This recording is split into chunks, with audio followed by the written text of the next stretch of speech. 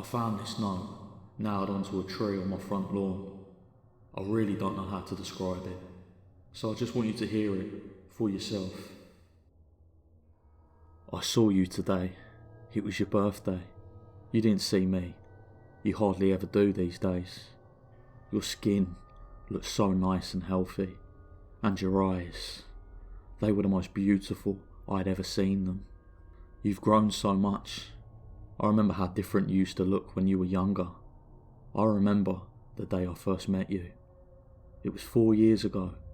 I was sitting at my desk, head down, listening to the teacher rattling off names for attendance. The teacher called out a name I didn't recognise, and a stranger's voice answered behind me. Was there a new student? The teacher didn't pause for a second, just continued calling out name after name. I turned my head to where the voice had come from, and I saw you. A pale thing, so thin, your eyes so red, at a seat that should have been empty. I saw the fireflies flying around you, flickering, dozens of them, never straying far from you. I saw them going through you and coming out through your skin, like you were a mist to them. Can you believe I thought you were a ghost? No one else seemed to acknowledge the new stranger sitting at the back of the class. Class after class, hour after hour passed as I waited for you, waited for something to happen, for someone to notice you, for you to leave, for you to let out a ghoulish scream and claw at me like in the horror story I was certain I was in. But nothing happened. Teachers came and went, my classmates laughed and slept, and you just sat there. The bell rang for recess. The other kids ran to their mundanities for the day, leaving me and you together in the empty classroom. You stood up and pulled a chair from the desk next to you, making it face your desk. You turned your head to me and spoke. Well, you're slow today. Come on, ask me your questions. I don't know why I didn't run away screaming at that moment. Probably would have turned out better for me in the long run. But let's not speculate. I guess, at that point in my life, I was pretty bloody lonely. I figured there was only a 50-50 chance you'd eat me, and the other 50 was that someone would want to talk with me. Kid priorities don't make sense to me either these days. So I went along with the flow. I walked over to your desk, sat down on the chair you pulled up for me, and asked my question. What were you? You told me you didn't know. You said that once you were a child, just like me, with parents and friends. You used to go to the same schools as me. Then, one day, one ordinary day, when you were just 10, you just woke up and you were like this, covered in fireflies, and no one could ever remember you the moment they concentrated on anything else. No one, not even your parents.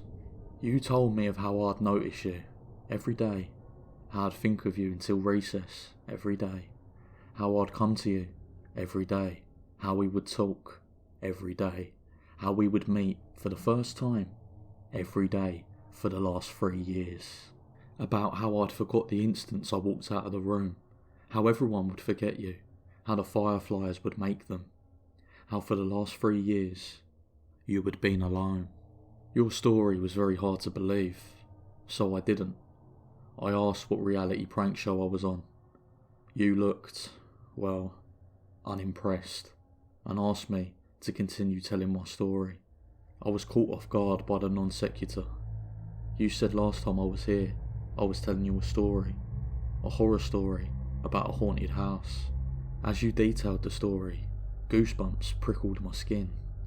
It was a story I'd been making up in my head, a story I hadn't told anyone yet. At that moment, a million reactions were open to me, all simultaneously adequate and inadequate, but the only thing that seemed proper was to finish the story for you. So I did. Halfway through, you interrupted me to ask if my mother had recovered from her sickness yet. I had to shake my head, a bit ashamed at the fact that I had shared this private matter to a stranger. The story ended a few minutes before recess. My next class was in another room. You told me to go. Your steadiness took me back. You seemed so accepting of your fate. like you'd already gotten used to the idea of being forgotten forever. I was a kid back then. I wasn't a particularly smart kid either, and I was probably on the onset of a crush. So you can excuse what I did next as an example of my childhood stupidity. I grabbed my scissors, pressed it against my arm's skin, and dug in. As it drew blood, I pushed it forwards, till the cut formed the shape I wanted. Letter by letter, I carved your name onto my arm. Just so you know, I don't regret that. Don't get me wrong, kid power might have been able to make me do it, but it sure as hell didn't make the pain go away. It was one of the most beautiful, painful experiences of my life. But even then as a kid, I thought what was happening to you was unfair. I remember how your eyes looked when you saw that. The confusion. How strange it was for you that anyone would want to remember. I remember that look so clearly. When I woke up the next day and saw your name on my arm, I remembered you. I didn't forget. That day, for the first time, we had a conversation that wasn't so one-sided. You said no one had ever done anything like that before, and suggested I might have a mental illness. I won't deny it, that drew a little blood. As we talked, a creeping thought came into my head. Did you prefer it when I didn't remember? That night, I was sitting up on my bed, staring at your name on my arm, wondering if I should cover it up so I couldn't see it and give you back your privacy. When I heard a crash, I looked up to see my bedroom window shattered and a dirty rock on my floor. I looked out of the cracked window to see a dark figure on my lawn. You were outside, yelling about how we should hang out. It took me a while to get used to how bad you were at talking to people. Years without practice made you a bit rusty. That was alright. We had a lot of time. For the next 2 years, we spent most of our free time together. Most of the time, we talked. You'd tell me an aspect of your life and how you lived. You still stayed in your old house. Your parents never noticed the food that had gone missing, never noticed the extra room, or that you'd stolen the extra keys. One night, I confided in you that I was beginning to think you were a part of my imagination. Fight Club style. After all, what could you do to me that I couldn't do to myself? You spent the next month or so trying to leave bite marks on my ear or neck to prove a point. I still do have a few scars on my ear, so I guess you did. Looking back, I could see the warning signs even then. Your skin seemed to get worse and worse, paler and paler, and you'd rubbed your eyes raw. It was in winter we had our wake-up call. The morning began like any other. I woke up, brushed my teeth, and started searching for clothes to wear. It was a winter morning, and my room was dark, so I didn't see your name on my arm. The cold sent shivers throughout my body, and pulled out a long-sleeved jacket. A small bell rang in my head. Don't you usually roll your sleeves up? Yeah. And why did I? That was annoying. I finished tidying up and headed to school. On the school bus, I felt oddly content, like something I'd been worrying about just disappeared. I walked up the school stairs, down the hall, through my classroom door, and sat down at my desk. The same feeling of a burden forgotten hounded my mind. What was I forgetting? When recess came, I just sat at my desk while my classmates ran out. It felt like a ritual, but I didn't know what for. I was contemplating just walking out to join them, when I heard it. It was something small in the wind, like a whisper, but it came over and over, incessant. It sounded like my name. I knew this was strange, that this was worth my attention, but I felt oddly calm. Everything would be alright. Everything would be fine. Just ignore it. I sat there at my desk, my mind a war zone between two conflicting, contradictory voices, when I felt a force tugging on my sleeve. The moment I noticed this, my jacket sleeve tore open. I saw your name on my arm, and in your hand that had ripped my jacket open. You'd been yelling at me for over 20 minutes. I think that was the moment we realised how on edge our friendship really was. One accident away from complete erasure. We spent most of the next year in the town library together, trying to find out what the fireflies were. It wasn't really a problem for me. Because of my mother's treatment, my family couldn't afford to go on any trips, and our house didn't have any heating anymore, so I was just happy to spend my time with you. Trying to find information was a puzzle in and of itself. After all, how would I read about people I couldn't remember? And how would you find out who was special when no one could even remember enough about them to record it? We found our old family trees and records. Individually, we'd write down the names of everyone in the book on 2 lists, and then we would compare. The names I hadn't remembered to write down, but you had, would become the focus. They were the names who were under the curse of the Fireflies. We compiled a list of suspicious books we thought could help us because they were written by or were about the people we were searching for. I read the books with the list of names side by side, reading it again for every page of the book. You scoured the internet on the library computers, on the lookout for articles about the people.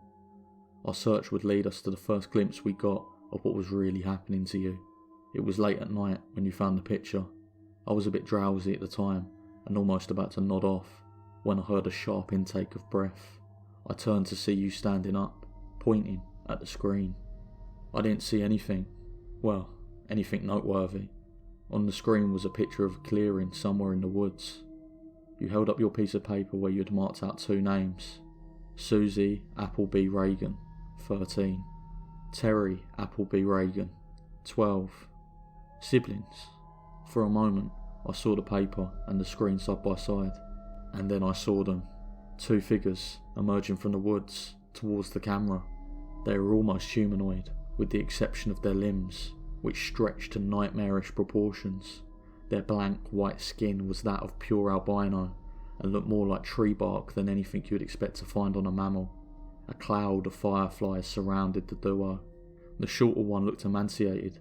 I could see their rib cages, around which their eyes, their eyes so small, so red. The taller one, with its white hair, didn't look alive anymore. They were little more than skin wrapped around a skeleton. Fireflies swarmed out of the pair's empty eye sockets. Both reached for the cameraman. I looked at the article surrounding the picture. It was a blog posted by a hiker 20 years after the last mention of the 2 kids. The picture was a mystery to the cameraman as well. He had been wanting to go to the woods pictured for a while now, but he never actually remembered going there. The picture just appeared on his camera one day, out of the blue. For a moment, I looked at your face, your thin, pale face, with those red-veined eyes. Would that be you when my scar faded? Just a walking horror I'd glimpse, then forget. We worked through our reading list at a much faster pace, starting from that moment. Maybe we should have gone slower. At least every book, every website we had left untouched, promised hope. The books that we finished and tossed aside promised nothing but the clearing in the woods as one's future. And we tossed aside a lot of books. I believe I tore through 3/4 of my reading list before I stumbled across the journal. God, that horrible, horrible journal. It used to belong to a mental patient named Joey, who claimed to be a serial killer. He was locked up in an asylum when the police discovered his supposed victims never existed. He was diagnosed with a need for attention and shoved away. They should have electrocuted him. They should have fried him until his flesh melted and his hair burned. In the journal, he talked about how he carried out his killings. He knew things, bizarre and disturbing things no one else knew. He knew of strange creatures that lived in the woods. Of them, his favourites were the fireflies. I'm not going to tell you how he summoned these things. I trust you. I trust you more than anyone. But a thing like this belongs to the ground more than it ever will to the human mind.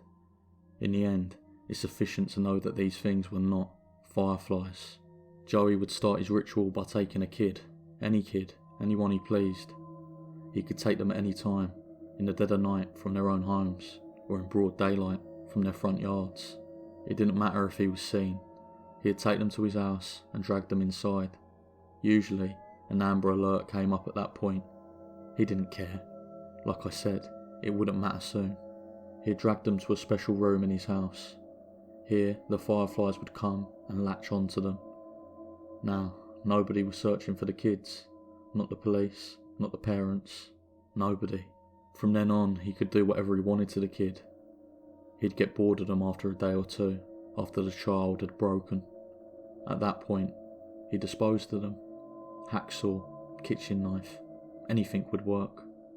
He detailed a large pit of bodies he kept in the woods, swarming with bugs. One day, I guess he got bored of that too, so he went right to the police station and turned himself in. Not on account of guilt, no. He just wanted someone to know about the stuff he was doing. Sick bastard. Don't get the wrong idea. He never stopped killing kids. The asylum doors didn't stop him from doing what he liked. It just made him improvise. He made a new way. He modified the flies so they could survive without a host, just in a dormant state. When a child, he specified the age, would approach the swarm, it would latch on and begin its effect. Over the years, the child would warp horribly into things we saw in the woods. I wish I could hate him in peace. I wish I could say the world owed him nothing. But that wouldn't be true. He detailed a way out. On the final page, there was an exact explanation on how to get rid of the fireflies. You must have seen something in my face, because at that moment, you asked me if I'd found anything. I said no, and closed the book. A few minutes later, you shut down the computer, picked up the last book, and went through it yourself. When you reached the end cover, you tossed it aside. I asked what we should do now. You said it was alright. I could go home. We'd talk about it in the morning. I stood up and walked past the shelves of books. I headed for the library entrance, but stopped right outside the door and waited. I waited until I heard the sniffling sounds. I sneaked back to our table, where you were quietly sobbing. You had your head in your hands. I sat back down as you raised your eyes to me. You said you wished you had never met me, how happy you were when you had nothing to lose, how I ruined your life. You had never really gotten better at talking to people. That was the worst love confession I'd ever heard. I remember how we kissed that night. I remember your hands gripping my hair. I remember that kiss. I wish it could have been just a kiss. I'm sorry I ruined that moment. When my arms were around you, I was close enough to steal a firefly without you noticing. I remember holding the firefly in my hand. I remember how it struggled, until it didn't, until it was part of me. The firefly shifted, they came over to me, and left you. I remember the familiar look in your eyes, the confusion. I never wanted to see that confusion in your eyes again. You deserved to be loved, and you deserved to know that. I wasn't really living anyway. You reached for me. I pulled away. As the last lights of recognition faded from your eyes, and then you were just staring at a stranger, walking away into a crowd of strangers. That was a year ago. You've gotten so much better since then. You have so many friends now, so many people at your birthday party. You also look so much healthier. I haven't been as fortunate. My skin's gotten a lot paler, and my eyes hurt all the time. I couldn't go to school like you did all those years. I haven't wasted my time though. I found Joey's pit. The bodies. There were so many bodies. There's a grave for those children now. Without me, my mum could afford her surgery. She looked so happy. Just yesterday, I saw her playing with my baby brother. I saw you crying yesterday.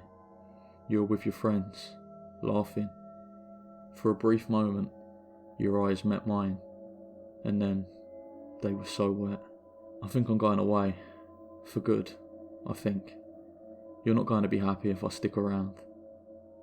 I'm so happy I met you, even if you don't remember me. I found that note this morning, and I've been thinking about it ever since. Sometimes I go through depressive episodes. I feel so lonely, even with my friends. I don't know what's going through my head during these times, and sometimes I'd end up in a bathtub, a knife in my hands, and my wrists bleeding. Until now, I thought I was cutting my wrists. I wasn't. The cuts, they're letters. I've been carving a name onto my arm.